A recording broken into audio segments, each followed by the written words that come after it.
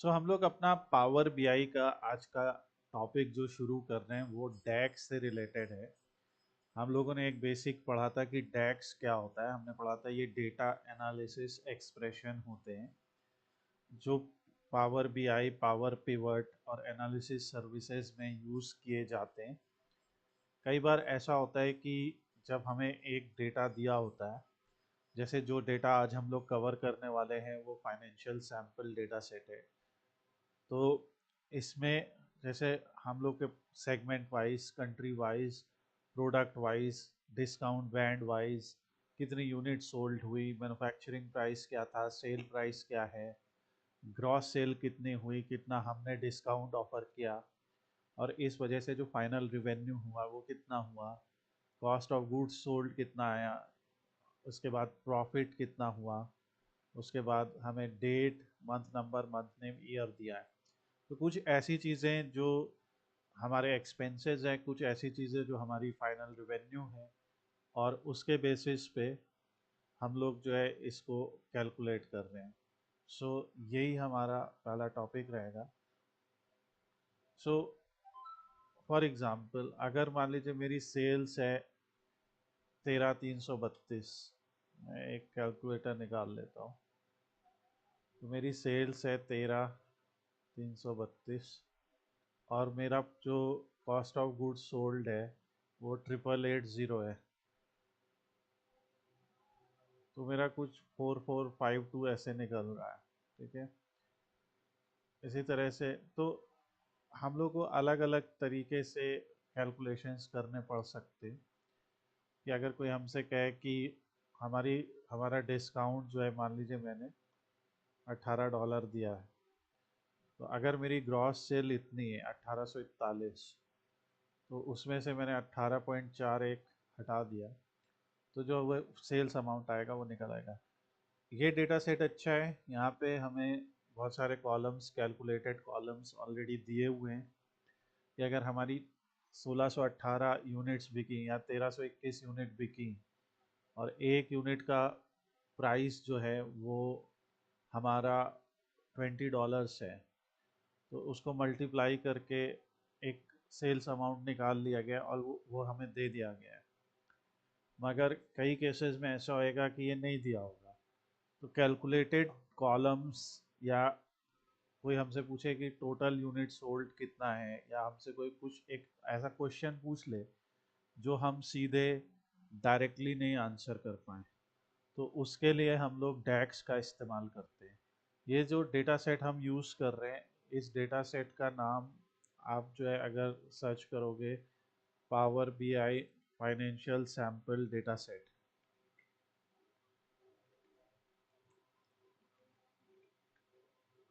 तो ये आपको यहाँ पे मिल जाएगा, download financial sample data set. और यहाँ से आपको ये सीधी फाइल मिल जाएगी और इसको यहाँ से आप सीधे इसे डाउनलोड कर सकते हैं। तो ये एक एक्सेल फाइल में हमें मिलता है। अब हमने अपना पावर बीआई डेस्कटॉप ओपन कर लिया है, और क्योंकि ये फाइल हमें एज अ एक्सेल फाइल मिली है, तो हम यहाँ से एक्सेल वर्कबुक कनेक्ट कर लेते हैं और अपने ड्राइव में किसी तरीके से पहुँचते हैं उस जगह तक जहाँ पे हमने उस फाइल को सेव कर रखा है। जो स्टूडेंट अभी हमें ऑनलाइन क्लास में जुड़े हैं, तो आप लोगों को मैं ये डेटा सेट डायरेक्टली सेंड कर दूंगा। अब यहाँ पे आप देख रहे हो कि इस फाइल में, एक्सेल में, एक टेबल बनाई गई है। जैसे अगर मैं इस टेबल को देखता हूँ, तो टेबल में देख सकते हो इसका नाम है फाइनेंशियल्स।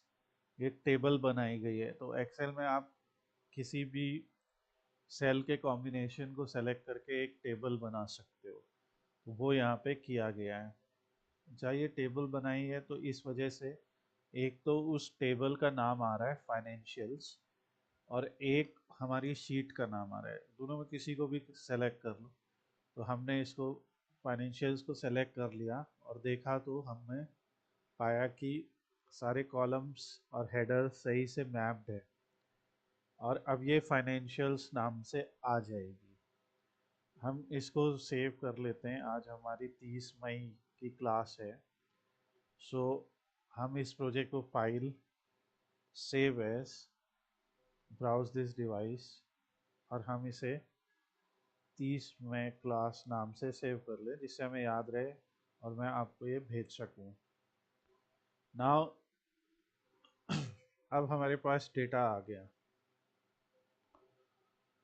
अगर मान लीजिए किसी ने मुझसे पूछा कि टोटल सेल्स कितनी हुई है हमारी, सो हम लोग यहाँ पे एक सिंपल फाइनेंशियल एनालिसिस या फाइनेंशियल डेटा एनालिसिस लिख के एक हेडिंग अपनी बना लेते हैं टेक्स्ट बॉक्स के थ्रू। ये हम लोग ने कई बार किया है।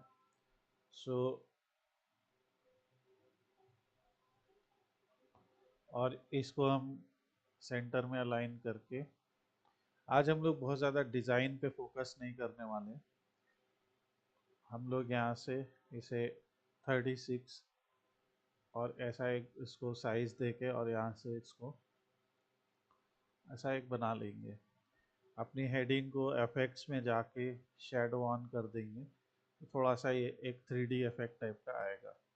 Now financial data analysis with DAX हमारा आज का टॉपिक है, और ये हमारा डे 1 है, जो कि हमारा हिंदी बैच है। उसका हमें कई बैच चलते रहते तो वो मिक्स हो जाता है।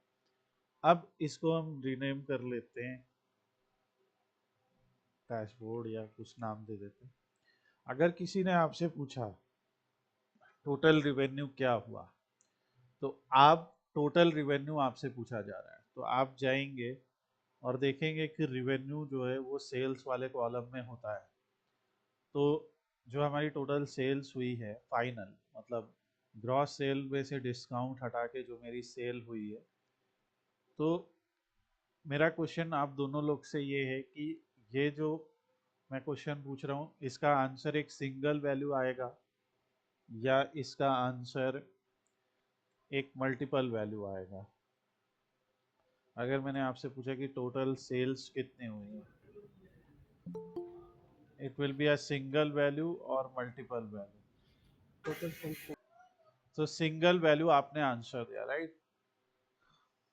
तो ये हमारा एक क्वेश्चन है। अब इसी तरह से मैं आपसे पूछूं कि अगर मान लीजिए ये जो डिस्काउंट यहाँ पे दिया गया है, ठीक है, ये डिस्काउंट हमारा टोटल जो हमारे ग्रॉस सेल्स है, या हम जो भी कहीं भी कुछ भी लेना चाहें, या मान लीजिए मैं आपको कहूँ ये हमारे यूनिट सोल्ड है और ये मेरा सेल्स प्राइस है, ठीक है।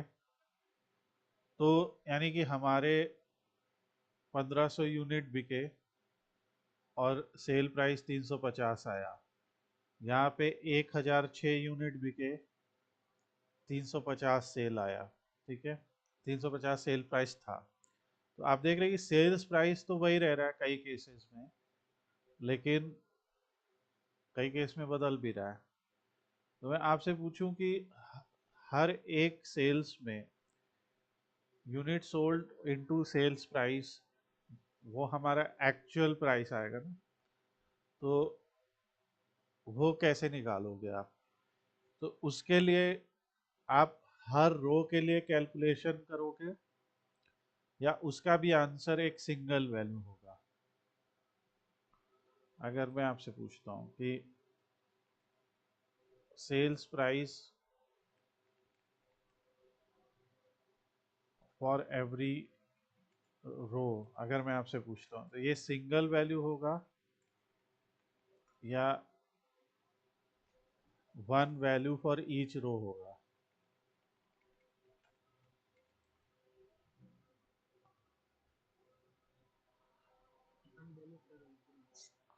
राइट।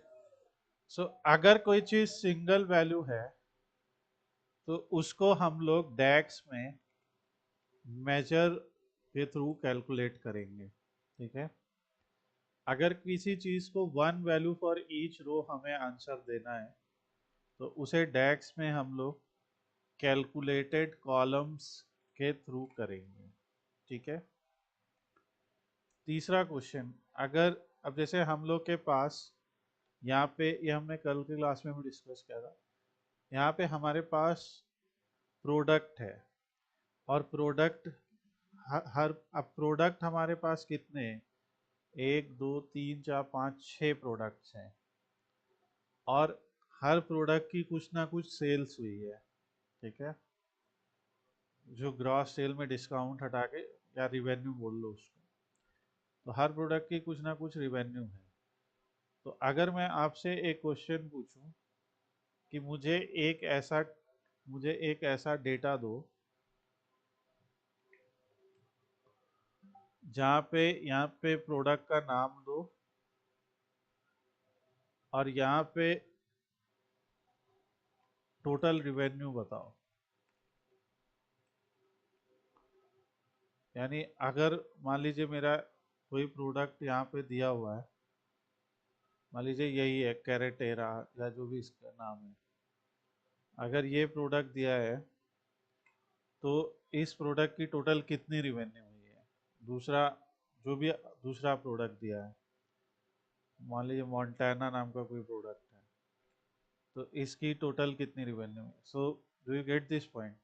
यहाँ पे आप क्या दिखाओगे? एक सिंगल वैल्यू,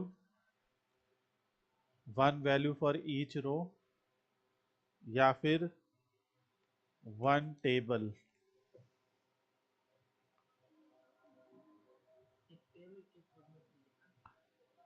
ये टेबल ही तो बन रहा है ना। जैसे मान लो इसकी रिवेन्यू हुई 2.3 मिलियन, इसकी रिवेन्यू हुई 5.3 मिलियन, ऐसा कुछ आप दिखाओ। तो ये एक टेबल बन रहा है, जिस टेबल में 2 कॉलम है। हो सकता है इस टेबल में हम 20 कॉलम भी दिखाएं।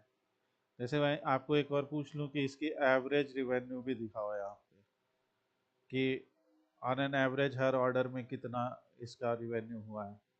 मैं, या फिर एक और इम्पोर्टेंट क्वेश्चन कि काउंट ऑफ ऑर्डर्स बताओ, कि हर प्रोडक्ट के कितने कितने ऑर्डर्स आए। तो आपको हर प्रोडक्ट का बताना पड़ेगा। तो जो तीसरी चीज़ हम लोग यहाँ पे डिस्कस कर रहे हैं वो है कैलकुलेटेड टेबल। सो एक चीज़ हो गई हमारी सिंगल वैल्यू। सिंगल वैल्यू को हम लोग मेजर कहते हैं। अगर हमें sales price for each row निकालना है with the help of some kind of calculation, तो उसको हम लोग कहेंगे कैलकुलेटेड कॉलम, जो कि हमें one value for each row दिखाएगा। अगर हमें किसी ने कहा कि समराइज करो, ठीक है, समराइज डेटा, यानी कि group by product name, give total sales.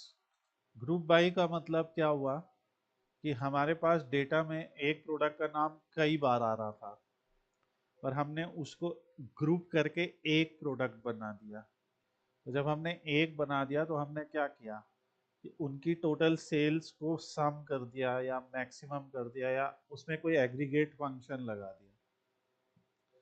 तो ये चीज़ हमें याद रखनी है कि डैक्स में ये सारा कुछ किया जाता है। ठीक है, तो आज हम लोग जो टॉपिक पढ़ रहे हैं वो है डैक्स में what is row context and filter context in power BI DAX. तो पहले तो हमने समझ लिया कि कैसे मेजर सिंगल या वो सब बनता है, तो हम बनाते भी हैं उसको, फिर हम आगे बढ़ेंगे। तो हमने अगर सेल्स को लिया, हमें टोटल सेल्स जाननी है, तो हम क्या करेंगे? हमारे पास 2 ऑप्शन है। उस टेबल के ये 3 डॉट्स को क्लिक करिए और यहाँ से न्यू मेजर बना लीजिए। तो जब आप यहाँ से न्यू मेजर बना लेंगे, तो यहाँ से, क्योंकि आपको पता है आपको टोटल सेल बतानी है, तो यहाँ से हम टोटल सेल्स नाम से एक मेजर का नाम लिख देंगे, टोटल सेल्स। ये हमने लास्ट टाइम भी किया था। और यहाँ से हम लिखेंगे सम फंक्शन, और सम फंक्शंस में हम जो सेल्स हमारी वैल्यू है उसे हम कैलकुलेट कर लेंगे। तो इस तरह से टोटल सेल्स नाम का एक मेजर आ गया।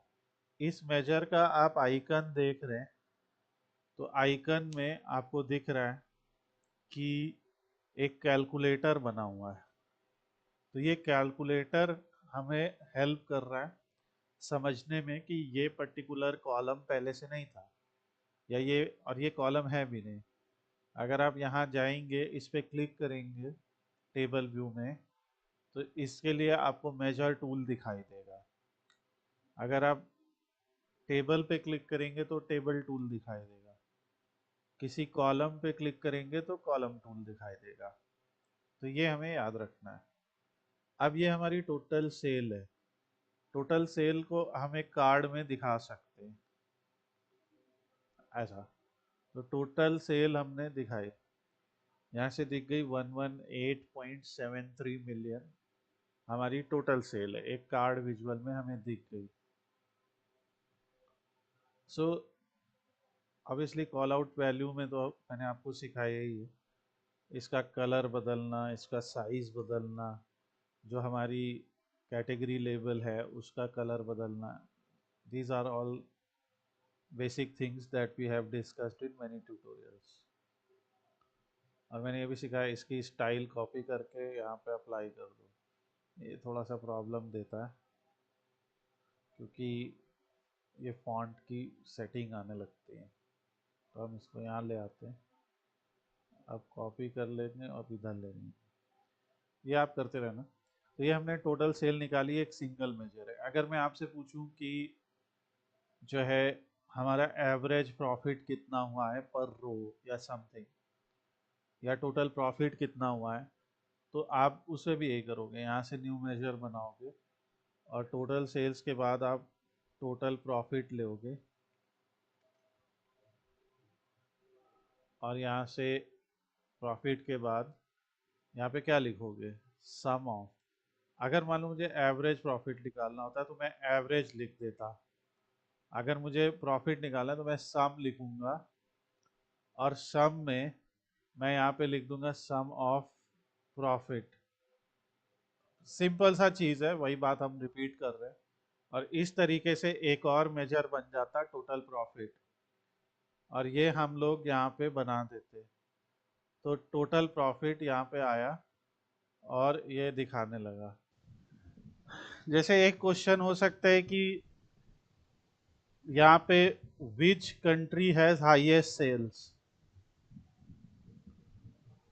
तो हमें पता है कि कंट्री तो यहाँ पे बहुत सारी हैं, पर अगर मैंने पूछा which country has highest sales, तो ये भी एक सिंगल वैल्यू है ना, मतलब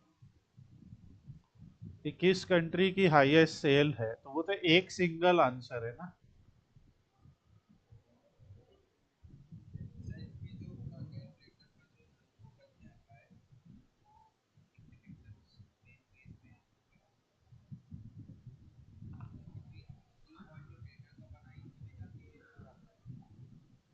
नहीं, वो तो जब तुमने मेजर बनाया यहाँ से तो वो मेजर, तो वो जो मेजर मेजर हमारा बना, तो उस मेजर को वो दूसरे आइकन से डिनोट कर रहा है बस।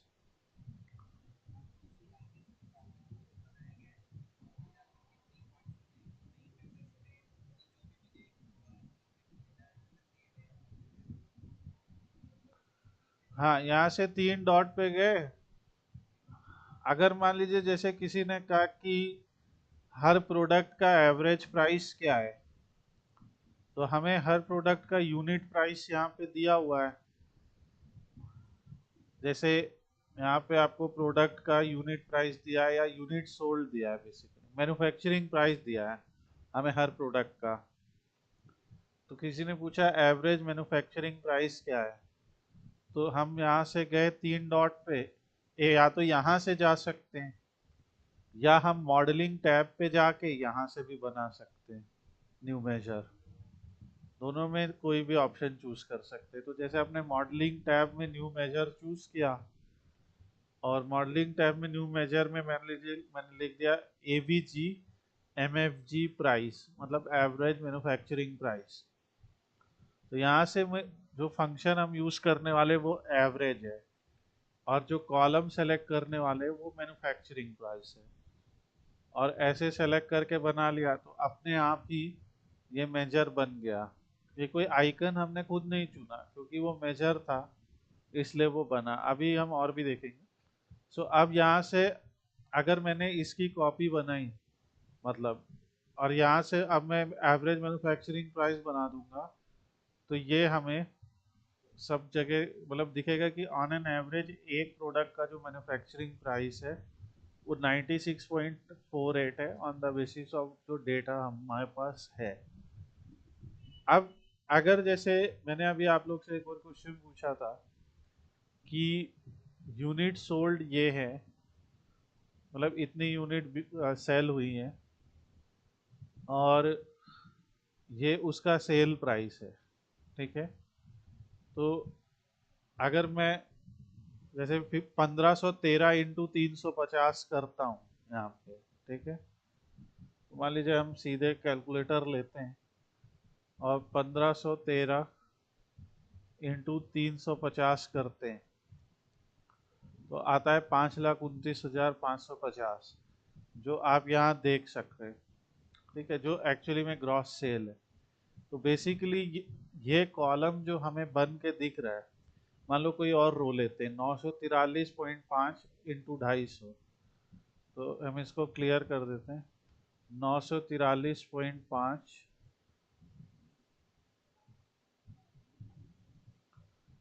इंटू 250 अगर मैंने लिया, तो ये देख रहा है 2,35,875। तो यहाँ पे लेकिन ये कुछ और आ रहा है, राइट, ये आ रहा है 3 लाख। हमने सही किया, 943.5 इंटू 250, ठीक है। तो अब इन्होंने ये किसी हिसाब से ग्रॉस सेल्स को कैलकुलेट किया है, मैन्युफैक्चरिंग प्राइस भी इन्होंने उस पर लिया, बट जो भी है, पर मान लीजिए मैं जानना चाहता हूँ कि मेरी इतनी यूनिट बिकी है और मेरा सेल प्राइस इतना है, ठीक है, मान लीजिए। तो मुझको अगर इसमें से निकालना है कि unit sold into sale price कितना है, ठीक है, मुझे सबके लिए एक मल्टीप्लिकेशन चाहिए। तो अब की मैं क्या करूँगा, मॉडलिंग टैब में जाऊँगा और यहाँ से न्यू कॉलम लूँगा, या यहाँ पे भी मुझे मिलेगा न्यू कॉलम। तो ये जो न्यू कॉलम है, तो इसको मान लीजिए हम लिख लेते हैं यूनिट सोल्ड एक्स, और जो भी एमएफजी प्राइस या जो भी हमें लेना, तो हमें क्या लेना था, unit sold multiplied by sale price. तो unit sold X sales price, तो यहाँ से हम ले लेंगे unit sold X sales price. तो ये कैसे निकलेगा, हम एक तरफ उठाएंगे यूनिट सोल्ड, ठीक है, यहाँ कोई हमने सम वम कुछ नहीं लिखा, मल्टीप्लाइड बाय सेल्स प्राइस, ऐसा कोई सम नहीं, कुछ नहीं, क्योंकि ये हर रो के लिए कैलकुलेट हो रहा है। तो जब एक रो के लिए कैलकुलेट हो रहा है, तो इसमें हम सेल मतलब हम इसमें सम वम लगा के करेंगे भी क्या, क्योंकि जब वो सिंगल ही वैल्यू है ना, मतलब हर रो के लिए ये भी और ये भी सिंगल सिंगल वैल्यू है, तो इनका जो प्रोडक्ट आएगा वो भी सिंगल सिंगल वैल्यू होगा। अब लेकिन यहाँ पे देखो डिफरेंस क्या है, यहाँ पे जो आइकन आ रहा है उसमें आप देखो एक अलग टाइप का आइकन है, इफ यू कैन सी, उसमें सिग्मा भी लिखा है और एक पीछे की तरफ उसमें ऐसा ये भी लगा है। तो ये जो है ये हमारा कैलकुलेटेड कॉलम है,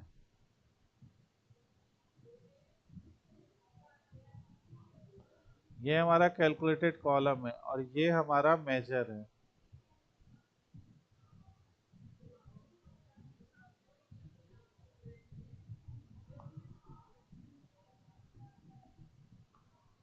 कहा नहीं किया, क्यों करेंगे, अभी यही तो मैं बोल रहा हूँ जो तुम बार बार मिस कर रहे हो। अगर ये हर रो के लिए हो रहा है तो ये और ये दोनों एक सिंगल वैल्यू तो है,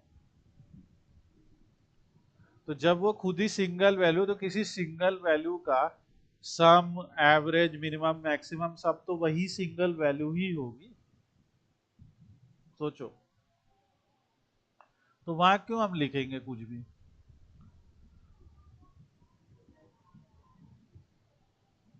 और क्यों क्यों नहीं लोगे डायरेक्ट, उसमें थोड़ी कुछ करोगे। और ये तभी होएगा जब आपने यहाँ से कैलकुलेटेड कॉलम बनाया है। मान लीजिए हम गलती करते, हम इसको मेजर बनाते हैं, मान लीजिए मैं अभी ये ले लेता हूँ फॉर्मूला, ये तो हमारा बन गया कैलकुलेटेड कॉलम। और वो आप देख भी सकते हैं कि हर एक रो के लिए वो एक वैल्यू आ रही है। आप देख रहे 5,29,550। तो कहीं कहीं पे ये डिफरेंस है, क्योंकि अगर वहाँ पे आप देख सकते हो जैसे यहाँ पे ये आ रहा है, और ये लगभग लगभग ये दोनों आपको सेम दिख रहे हैं ग्रॉस सेल्स। ठीक है, हो सकता है हमने कहीं पे कोई मिस्टेक किया हो, मगर ये सेम है। लेकिन हमें अगर मान लो गलती कर दी और इसे भी हम ऐसा मेजर बनाने लगे, तो हम मान लीजिए एक नया मेजर बना रहे, और उस मेजर में हम बना रहे ग्रॉस सेल टेस्ट नाम से, मान लो एक मेजर बना रहे। तो जब हम इस मेजर को बना रहे तो वो लेगा ही नहीं, देखो एरर दिखा रहा है। क्यों एरर दिखा रहा है? क्योंकि मेजर के केस में उसे चाहिए कोई फंक्शन, कोई फॉर्मूला। तो अगर मैं लिख दूं सम, मालूम मैंने यहाँ सम लिख दिया, sum of unit sold multiplied by sum of financials, तब भी नहीं ले रहा है। ठीक है, कुछ वो फॉर्मूला बना हमारा, और ये जो है, अब जब उसका ग्रॉस सेल टेस्ट जो भी हमने निकाला, मान लो उसको हम टेस्ट करना चाहते हैं, तो अब ये हमारा कुछ वैल्यू निकल के आएगा 93.33 बिलियन, वो एक अलग चीज है। तो ये तब बना जब मैंने सम कर दिया ओवरऑल। ठीक है, तो अगर आपको मेजर चाहिए होगी तो वो सिंगल आंसर ही रिटर्न करेगा, और उसके लिए आपको एग्रीगेट लगाना पड़ेगा, तभी आप कॉलम ले पाओगे। और अगर आपने कैलकुलेटेड कॉलम बनाए हैं तो वहां आप ऐसे ही लिख सकते हो, बिना कुछ सम, बिना कुछ उसके। तो ये हमारा है, तो इसीलिए अभी मैं इसको हटा देता हूँ, क्योंकि ग्रॉस सेल टेस्ट का कोई मीनिंग नहीं है। मगर ये हमारे लिए यूनिट सोल्ड जो है ये ग्रॉस सेल है। ठीक है, तो ये बेसिक डिफरेंस है बिटवीन कैलकुलेटेड मेजर और कैलकुलेटेड कॉलम का। और हम टेबल को भी आगे समझेंगे, टेबल क्या होता है, क्यों होता है। जैसे मान लीजिए एक, चलो एक बेसिक टेबल बनाने की कोशिश करते हैं। तो यहाँ से हम लोग देख रहे तो न्यू टेबल का कोई ऑप्शन ही नहीं आ रहा है। आ रहा है क्या, कहीं दिख रहा है?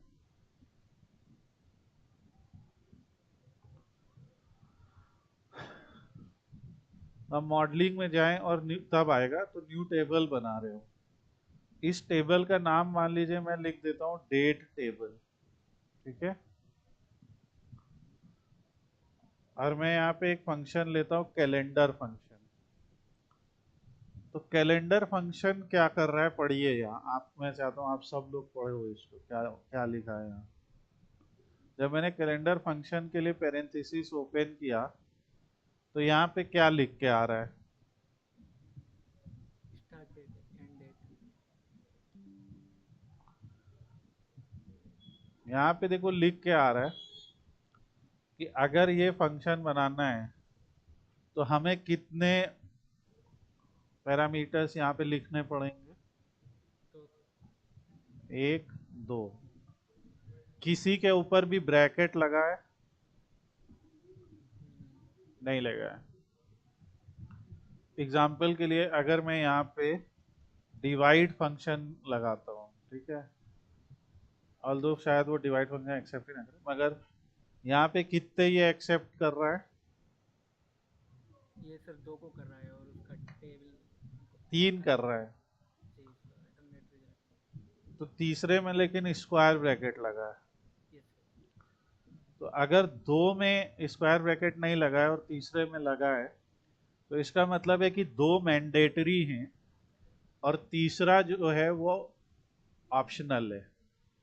मतलब अगर आपको कुछ डिवाइड करना है तो आपको बताना पड़ेगा ना कि आप किस नंबर को किस कितने में डिवाइड कर रहे हैं, राइट? जैसे 36 को 6 पार्ट में डिवाइड कर रहे हैं तो 6 को न्यूमरेटर बोलेंगे और 36 को डिनोमिनेटर, राइट।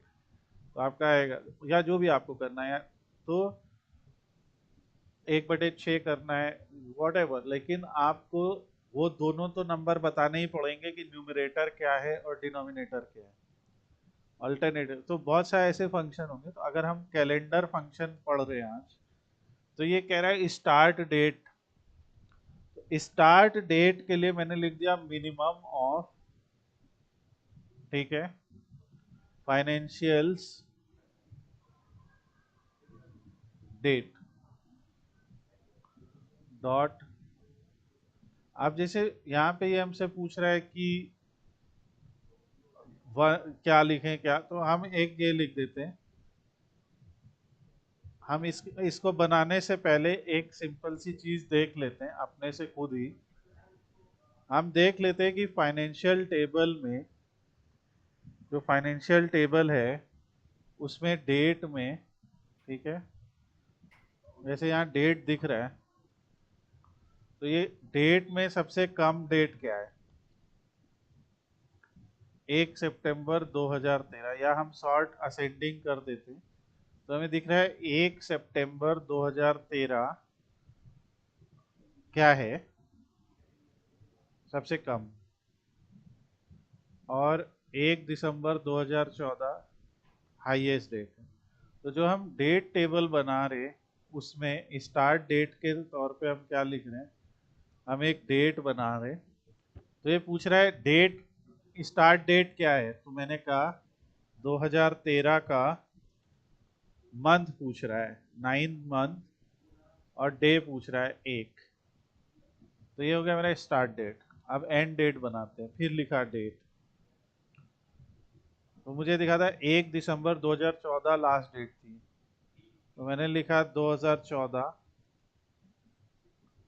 मंथ लिखा मैंने 12, और डे लिखा मैंने 1। तो इस तरीके से मैंने एक कैलकुलेटेड टेबल बना लिया जिसमें देखो डेट आ गई मेरी सारी, देखो यहाँ पे डेट हायरार्की भी आ गई, ईयर मंथ सब आ गया। Do you get this point? इसमें ईयर मंथ सब कुछ आ गया, ठीक है। सो इसके बारे में भी हम समझेंगे बाद में, लेकिन ये एक कैलकुलेटेड टेबल है जिसमें अभी एक ही कॉलम है, मगर उस कॉलम में हमने कैलेंडर फंक्शन का यूज किया है। कैलेंडर फंक्शन में हमने स्टार्ट डेट एंड डेट दी है। स्टार्ट डेट हमारी है 1 सितंबर 2013, एंड डेट है हमारी 1 दिसंबर 2014, और इसने उन दोनों डेट्स के बीच में बिना किसी गैप के सारी डेट्स बना दी। मतलब अगर आप कैलकुलेट करेंगे तो उन दोनों डेट्स के बीच में 457 डेज का डिफरेंस है। तो ये इसका काम है। तो हम लोग ने एक छोटा सा इंट्रोडक्शन किया सर कैलकुलेटेड टाइमिंग टेबल का। टाइमिंग भी आ रहा है 12। क्या चीज? उस डेट टेबल में टाइमिंग भी आ रहा है। हाँ, वो डेट टाइम सब बना दे रहा हूँ क्योंकि हमने कैलेंडर फंक्शन का यूज किया है ना। अच्छा अच्छा। तो वो अभी हम लोग बहुत कुछ सीखेंगे आगे इसमें, लेकिन डेट टेबल ऐसे बनती है ये याद रखिएगा। कैलेंडर लिखिए और ऐसा यहाँ पे लिख दीजिए। सो एक ये तरीका है। फिर हम लोग मिनिमम मैक्सिमम से भी सीखेंगे, वो थोड़ा अभी आपके लिए ज़्यादा हो गया। तो यहाँ पे भी हमने डेक्स के कुछ फंक्शन सीखे हैं। कौन कौन से फंक्शन सीखे हैं? देखिए, एक तो हमने कैलेंडर फंक्शन सीखा। फिर कैलेंडर फंक्शन में हमने देखा कि कैलेंडर फंक्शन में डेट होता है। डेट के अंदर हमने लिखा, उसने खुद ही बताया कि डेट की जो हायरार्की है वो है ईयर मंथ और डे। तो हमने डेट फंक्शन सीखा, और हमने दोनों डेट फंक्शन से बना के जो है ये बना दिया। हम लोग एक काम और भी कर सकते थे, जैसे हम लोग इसको एज ए सिंग एक वैल्यू लिख देते कि ये स्टार्ट डेट है, ये एंड डेट है, इस नाम का मेजर भी बना सकते थे, और फिर कैलेंडर फंक्शन को वो दे देते हैं। तो जैसे वो बाद में सीखेंगे। तो हमने इसीलिए दो तीन चीजें देखी कि हमने कैलकुलेटेड टेबल भी देखा, कैलकुलेटेड कॉलम भी देखा। अब जो कैलकुलेटेड कॉलम हमने बनाया यूनिट सोल्ड, तो मान लीजिए यहाँ पे मैंने एक टेबल ले लिया, ठीक है, ध्यान से देखिए, और उस टेबल में मैंने जब ये टेबल बनाई तो ये पूछ रहा है इसमें कॉलम डालो। तो पहला कॉलम मैंने प्रोडक्ट नेम ले लिया, दूसरा कॉलम मैंने ले लिया, मान लीजिए जो हमने टोटल सेल्स निकाला था। तो जब हमने ये मेजर डाला तो यहाँ पे दिखा रहा था 1,18,73, राइट। मैं इसको थोड़ा सा बड़ा कर लेता हूँ इसकी वैल्यूज, आप समझ रहे हो। यहाँ पे कितना दिखा रहा था, 118.73 मिलियन, ठीक है। अब ये वही चीज यहाँ टोटल में दिखा रहा है, लेकिन उसी मेजर ने खुद को तोड़ लिया जब प्रोडक्ट वाइज वो दिखाया गया। ये चीज समझ रहे हो बात। वो तो डेसिमल में दिखा दिया, समझ में आ रहा नहीं, वो नहीं तुम समझे। टोटल वैल्यू थी 118.73, ठीक है, यानी 11 लाख, 11,87,26,000, ठीक है। तो उसको लेकिन हर प्रोडक्ट के में भी तोड़ दिया इसने। हमने ऐसा तो कोई फॉर्मूला लिखा नहीं था कि लिखा था, हमने तो बस इतना कहा था टोटल सेल बताओ। तो यही पावर बीआई के मेजर की खासियत होती है कि अगर कोई फिल्टर लगाया, अगर फिल्टर अप्लाई हो रहा है ना, यहाँ देखो ना, प्रोडक्ट फिल्टर लगा है कि नहीं यहाँ पे। अब है। प्रोडक्ट जी जी। वाइज, अब प्रोडक्ट वाइज फिल्टर हो रहा है डेटा। हम्म, तो यहाँ टोटल तो दिखा ही रहा है, प्रोडक्ट वाइज फिल्टर हो रहा है, ठीक है।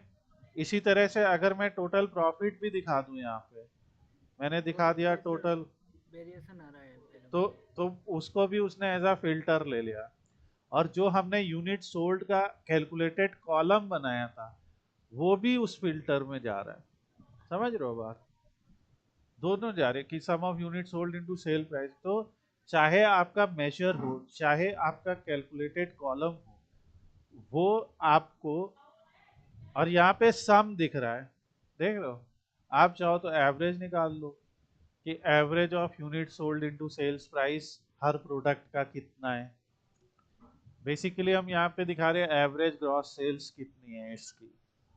तो ये टोटल सेल्स है आफ्टर डिस्काउंट वगैरह, ये एवरेज ग्रॉस सेल है। यहाँ पे आपको दिखेगा, सम कर देंगे तो आपको ग्रॉस सेल दिख जाएगी कि 190 पॉइंट समथिंग हुई, जिसमें डिस्काउंट वगैरह हटा के 177 टोटल बची, और उसमें से हमें इतना प्रॉफिट हुआ, ऐसे करके डेटा मिल रहा है।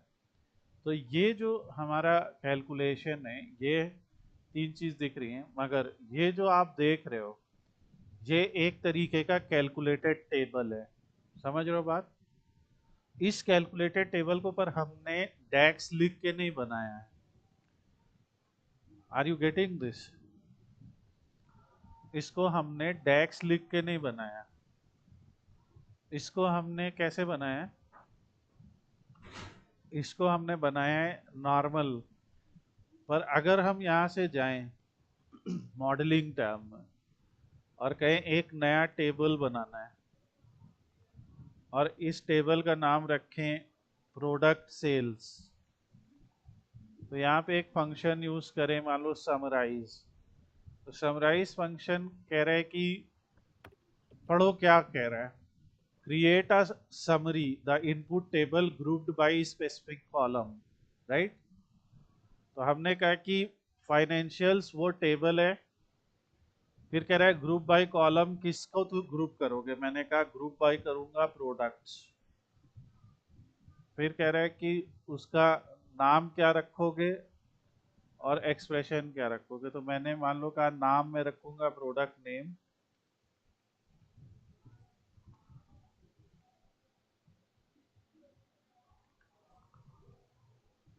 मैं कहा नाम में रखने वाला हूँ प्रोडक्ट नेम। और ग्रुप बाई में कह रहा है कि एक्सप्रेशन क्या रखोगे, तो मैं कह रहा हूँ सम ऑफ सेल्स। मुझे पता है ये वाला थोड़ा बाउंसर जाएगा तुम लोग पे, या अगर समझ में आ जाए तो बहुत ही अच्छी बात है।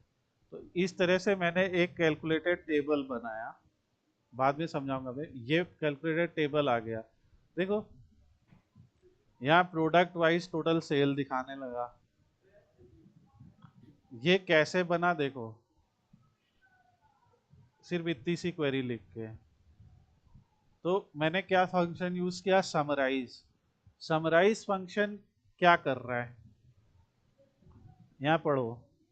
समराइज फंक्शन हमसे पहला एक्सप्रेशन क्या या पहला आर्गुमेंट क्या मांग रहा है, टेबल नेम। Table name. तो वो मैंने कह दिया, टेबल नेम पता ही है हमें कि फाइनेंशियल्स है। समराइज फंक्शन दूसरा आर्गुमेंट क्या मांग रहा, ग्रुप बाय कॉलम नेम, नहीं, column. Group by column name. मतलब कि ऐसा कौन सा कैटेगोरिकल कॉलम है जो आप दिखाना चाहते, तो हम प्रोडक्ट वाइज सेल दिखाना चाहते ना। अगर यही हम कंट्री वाइज सेल दिखाना चाहते तो यहाँ हम क्या लिखते, फाइनेंशियल्स कंट्री, राइट। अब ये उसका मैंने नाम लिख दिया, एक्चुअली प्रोडक्ट नेम नहीं, ये सेल्स होगा। हम इसका नाम लिख देते पूरी सेल्स, ऐसे ही लिख दे रहे हैं ताकि हमें समझ में आए कि हमने बनाया। तो कह रहे कि आप बताओ कि चलो ये तो तुमने बता दिया कि इस टेबल को के इस कॉलम को ग्रुप करना चाहते हो।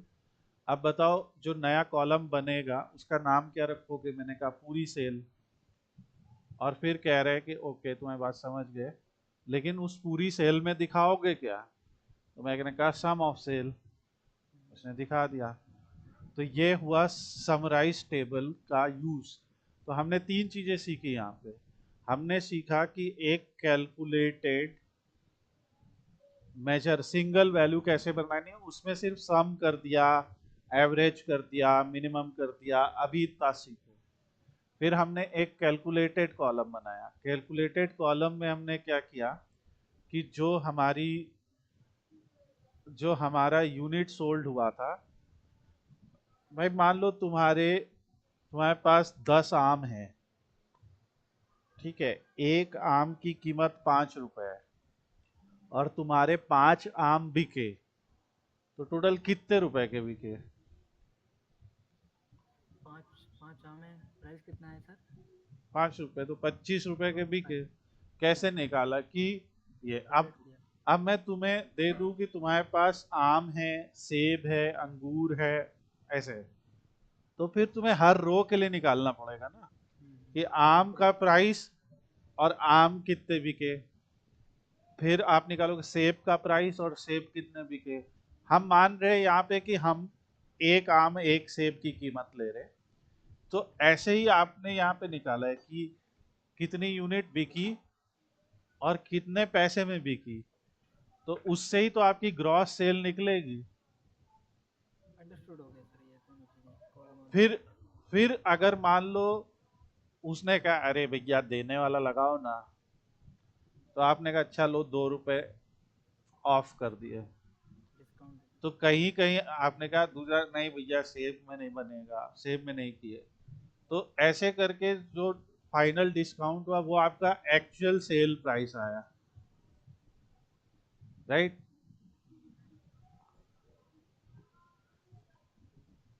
अब कॉस्ट ऑफ गुड्स सोल्ड क्या होती है, what is cost of goods sold.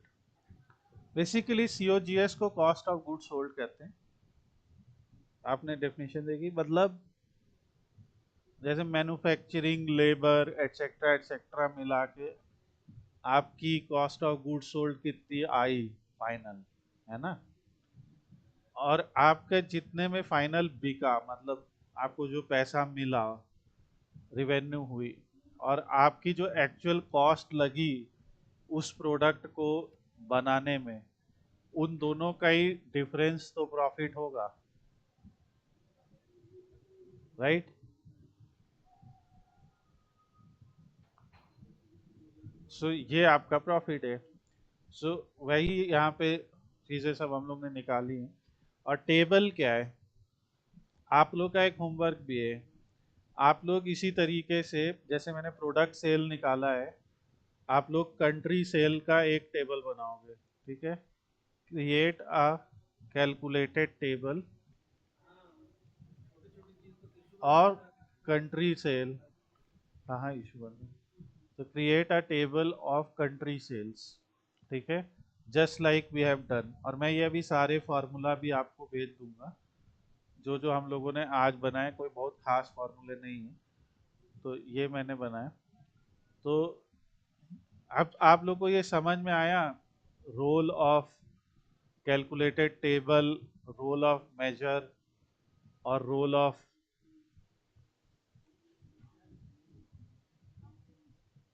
आगे प्रोडक्ट लिया तो हम कंट्री में लेंगे, कैलकुलेट तुम्हें करेंगे। खुद करना है, मैं कुछ नहीं बताऊंगा ये सब, खुद करना है, जूझो थोड़ा, खोपड़ी खपाओ थोड़ी। उसमें लेना क्या है? नहीं, अच्छा, आप नाम तो हम कुछ भी रख देंगे। खुद सोचो, मैंने तुम्हें सिर्फ इतना दिया है, create a calculated table of country wise sales.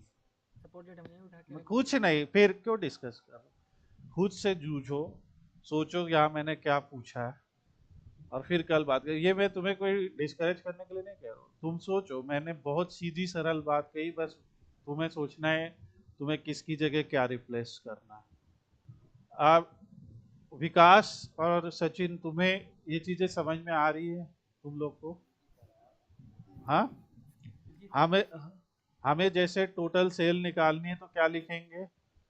Total sale हमारा क्या होगा, मेजर होगा कि कैलकुलेटेड कॉलम होगा, ये कैलकुलेटेड टेबल होगा? आप चलो रिवाइज, मेजर होगा सर। मेजर होगा।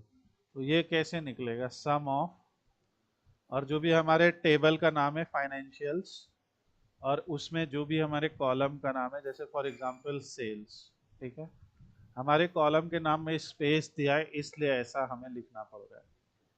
फिर टोटल ये हो गया। फिर अगर मैंने कहा ग्रॉस सेल क्या होगी, तो ग्रॉस सेल आपको पता है, जो हम लोगों ने कैलकुलेटेड वैल्यू निकाली थी कि उसके लिए हम ग्रॉस सेल के लिए हमने क्या निकाला था, कैलकुलेटेड टेबल, और सॉरी कैलकुलेटेड कॉलम, गलत हो गया। कॉलम लिखा है। तो इसमें बस हमें, इसमें कोई सम वम नहीं लिखना है, इसमें आपको लिखना है फाइनेंशियल्स और यूनिट प्राइस मल्टीप्लाइड बाई। तो ये ऑपरेटर जो हम यूज कर रहे हैं ना, जैसे अगर मैं स्टार साइन यूज करता हूं तो ये मल्टीप्लाई का साइन होता है, प्लस यूज करूंगा या माइनस या फॉरवर्ड स्लैश, फॉरवर्ड स्लैश क्या होगा, divide, plus add, minus subtract, right? तो हम यहाँ पे मल्टीप्लाई यूज कर रहे हैं, तो financial unit price divided by financials cell price. तो ऐसे करके, और जो भी कॉलम का नाम है वो आप देख लीजिएगा। फिर हमने एक कैलकुलेटेड टेबल बनाया, डेट टेबल। ये बहुत इंपॉर्टेंट चीज है जिसका आगे हम बहुत यूज करने वाले हैं। इस डेट टेबल में मैंने स्टार्ट डेट रखी तब से जब मेरा प्रोडक्ट बिकना शुरू हुआ, और एंड डेट रखी तब तक जब तक मेरा प्रोडक्ट बिका, मतलब जब तक का मेरे पास डेटा है। फिर हमने एक और कैलकुलेटेड टेबल बनाई, जिस कैलकुलेटेड टेबल का नाम था प्रोडक्ट सेल्स, जिसमें हमने बेसिकली क्या दिखाया, प्रोडक्ट वाइज हमने वहां पे सेल्स दिखाए। तो ये हमारा आज का टॉपिक है, ये अभी मैं सारे दूंगा फॉर्मूले आपको वीडियो डिस्क्रिप्शन में। अब आपका होमवर्क है ये, और करिएगा। अब एक इम्पॉर्टेंट चीज बस मैं डिस्कस करना चाहता हूँ। देखिए, पावर बीआई में रो कॉन्टेक्स्ट और फिल्टर कॉन्टेक्स्ट होता है, ठीक है। Row context refer to context within row of table, यानी कि जब हम रो कॉन्टेक्स्ट का इस्तेमाल करते हैं तो डेक्स क्या करता है, वो इवेल्युएट करता है किसी एक्सप्रेशन को फॉर ईच रो इंडिविजुअली। ये लाइन समझ रहे हो? तो हम लोगों ने जैसे यहाँ पे एक लगाया ना अभी फॉर्मूला ये, तो कैलकुलेटेड। तो आपको पता है ना ये हर रो के लिए इंडिविजुअली हुआ, यस और नो? हाँ सर, ये ईच डी इंडिविजुअल प्रोडक्ट कर देगा, हर कॉलम वाइज कर देगा। ठीक है, use a calculated column each row is evaluated.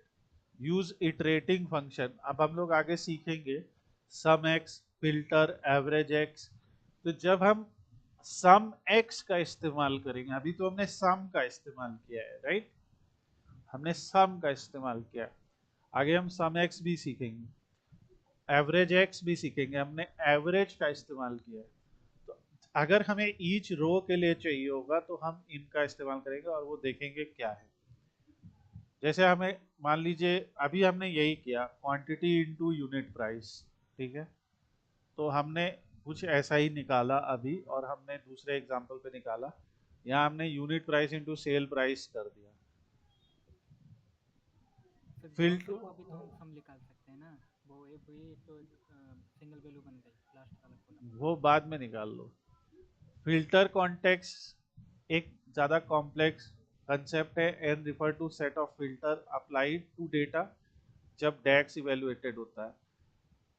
जैसे अगर मैं स्लाइसर लगा दूं यहाँ पे फॉर एग्जांपल, अगर मान लीजिए हम लोगों ने यहाँ पे एक स्लाइसर लगा दिया, ठीक है, ये तो हमने total sale, total profit, average manufacturing price निकाला, और यहाँ पे मैं एक फिल्टर लगा देता हूँ। अब मैंने जो फिल्टर यहाँ पे लगाया, वो मान लीजिए मैंने मंथ को लगा दिया, मेरे पास डेट है नहीं, प्रोडक्ट तो उसमें ऑलरेडी है, तो मैंने मंथ को लगा दिया, लगा सकते कुछ भी। और मैंने यहाँ फिल्टर में जाके क्या करा कि उसकी सेटिंग को मैंने टाइल बना दिया, राइट, देखो, और मैंने सारे यहाँ पे ऐसे ओपन कर दिए। हम चाहे तो इसकी वैल्यूज में जाके बैकग्राउंड कलर हमने ब्लू ले लिया और फॉन्ट कलर वाइट ले लिया। अब अगर मैं देखिए जनवरी पे कर रहा हूँ तो सब डेटा बदल रहा है, राइट, सारा डेटा बदल रहा है। आगे जाके हम ये भी सीखेंगे कि हम ये फिल्टर लगाएं तो इसमें कुछ चीजें बदलें और कुछ ना बदलें। आप समझ पा रहे हो बात? हम हाँ कुछ सर। चीजों को हम कुछ चीजों को फिल्टर से एक्सक्लूड करते हैं, समझ गए? तो वो भी सीखेंगे। सो ऐसा क्यों होता है कि एक चीज़ पे पुश करते हैं वो चेंज हो जाता है? पावर बीआई के फीचर्स है क्या ये? हाँ, वो उन्होंने दिया है कि जैसे ही एक्सप्लिसिट फिल्टर लगाएंगे हमने रिपोर्ट में, जैसे स्लाइसर एटसेट्रा। दूसरा, calculated columns and measure that inherently apply filter, ये भी सीखेंगे। और एक डेक्स फंक्शन सीखेंगे कैलकुलेट नाम का, ठीक है। जैसे मान लीजिए suppose you have a measure, हम लोग ने अभी निकाला है ना टोटल सेल, तो जब आप इस मेजर को किसी रिपोर्ट में डालोगे और स्लाइसर में ईयर लोगे, तो ये मेजर अपने आप क्या दिखाने लगेगी? ईयर उस दिखाएगी। ईयर का सेल दिखाने लगेगी जो अभी हो रहा है। जैसे हम कोई मंथ ले रहे हैं तो ये अपने आप मंथ वाइज सेल दिखाने लग रही। इवन इस मेजर को अगर हम लोग ऐसे मतलब यहाँ पे देखें, ठीक है, जैसे मान लीजिए जो हमने ये तीनों चीजें निकाली, तो एक्स एक्सिस पे मान लीजिए मैंने यहाँ से ले लिया, मैं क्वार्टर ले लेता हूँ ऐसे ही एग्जाम्पल के लिए, क्वार्टर में मज़ा नहीं आएगा। सो मान लो ईयर ले लेता हूँ, ठीक है, और वाई एक्सिस पे मैंने यहाँ पे ले लिया जो जो हमने निकाला है, टोटल प्रॉफिट, टोटल सेल, और इसका भी सम, क्योंकि इसका हमें बताना पड़ेगा ना सम है क्या। तो वो देखिए अभी क्या कर रहा है, एक ही ईयर का ले रहा है, ठीक है। तो लेकिन सितंबर क्योंकि दोनों ईयर्स में, अक्टूबर दोनों ईयर्स में, तो इन इनमें दोनों दिखा रहा है। सो आप कुछ भी ले लो, मान लो कुछ नहीं तो मैं यहाँ कंट्री ले लेता हूँ या कुछ भी ऐसा कंटिन्यूअस ले लेता हूँ। सो मान लीजिए मैं मंथ नंबर ले लिया, सॉरी, इधर। तो इस अभी हम ये उल्टा भी कर सकते हैं, हम अपने इस डेटा में मंथ को ले लेते हैं, ठीक है, मंथ वाइज आने लगा, और इस डेटा में हम लोग क्वार्टर को ले लेते हैं, तो हमने इसमें क्वार्टर ले लिया, तो हमें पता है अब हमारे पास क्वार्टर 1 2 3 4 आ गया, ठीक है। क्वार्टर में सर क्या होता है? अरे एक साल में कितने, चार, एक साल को चार भाग में ओके भाग ओके। है ना, क्वार्टर। सो जैसे ये फॉर्मेट किया, और इसको हमने लिया। तो अब अगर हम क्वार्टर वाइज फिल्टर लगा रहे हैं तो आप देख रहे हैं सब बदल रहा है। तो ये यही चीज़ ये बता रहा है कि हम लोग जो भी यहाँ पे फिल्टर लगा रहे हैं तो स्लाइसर लगाते ही वो सारे कैलकुलेटेड कॉलम एक्सेट्रा सब बदलने लगी। मगर टू कैल एक कैलकुलेट फंक्शन आता है जिसमें आप स्पेसिफिकली ऐसे कैलकुलेट कर सकते हैं कि कैलकुलेट करो सम ऑफ सेल्स जहां पे ईयर 2020 हो। ये समझ पा रहे हो आप लोग? देखो जनरेट ऑफ कैलकुलेट फंक्शन। करो। हाँ, एक फिल्टर लगा दिया है। तो the calculate function is powerful because it allows you to modify filter context. मतलब आपने उधर कोई कॉन्टेक्स्ट लगा रखा है, ठीक है, मगर ये क्या कर रहा है, ये कुछ भी हो हमें उस ईयर की सेल ही दिखाए, राइट? तो इस टाइप की चीज़ें आएंगी। और ये फिर हम लोग सम एक्स फंक्शन का भी यूज़ करेंगे, तो ये सब हम लोग के नेक्स्ट डिस्कशन होंगे। आज आप लोगों को जितना हमने ये दिया है, और ये पावर बीआई फाइल ही मैं भेज दूंगा आपको रेदर देन, तो उसमें आपको सारे फंक्शंस, सारे जो हम लोगों ने एक्सप्रेशंस जो कुछ भी लिखा है वो सारा आपको मिल जाएगा। और इसमें जस्ट मैं ऐसे ही रेफरेंस के लिए यहाँ पे कुछ चीज़ें ऐड कर दे रहा हूँ। सब जस्ट उसमें आप थोड़ी हिंट दे दीजिए प्लीज सर। नहीं देंगे, उसमें तो तुम्हें कोई हिंट नहीं मिलेगा। वो तो तुम्हें खुद एक दिन तुम्हें सोचना पड़ेगा, अगर तुम नहीं कर पाओगे तभी मैं आगे हिंट, क्योंकि वो हिंट देने लायक सवाल ही नहीं है, वो तो एकदम पप्पू सवाल है।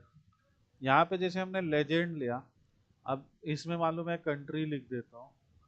तो जैसे कंट्री मैंने लिख दी और कंट्री के साथ मैंने यहाँ वैल्यू लिख दी। मान लीजिए मैं वैल्यू लिख देता हूँ सेल्स, ठीक है। तो अब ये कुछ भी आप करो, देखिए सब बदलेगा ना कि किस क्वार्टर में किस उसमें ज़्यादा सेल थी। फिर यहाँ से आपका ये हुआ, इसके जगह हमने मान लीजिए कोई ये चार्ट ले लिया और यहाँ मैंने सेगमेंट ले लिया, तो मैंने सेगमेंट वाइज टोटल सेल दिखा दी और टोटल प्रॉफिट दिखा दिया। जो भी मुझे दिखाना है वो सारा यहाँ से आ जाएगा। तो ऐसे आप एक सिंपल वो बनाइए और ट्राई कीजिए। ऑल्दो ये कोई डिज़ाइन के लिए तो हमने ऐसे लिखा है चेक करने के लिए कि हमारे ये सारे जो कैलकुलेटेड मेजर्स हैं वो यहाँ पे अगर आ रहे हैं तो क्या डेटा हमें दिखाई दे रहा है। ये सारा आप अप्लाई करके चेक करिए।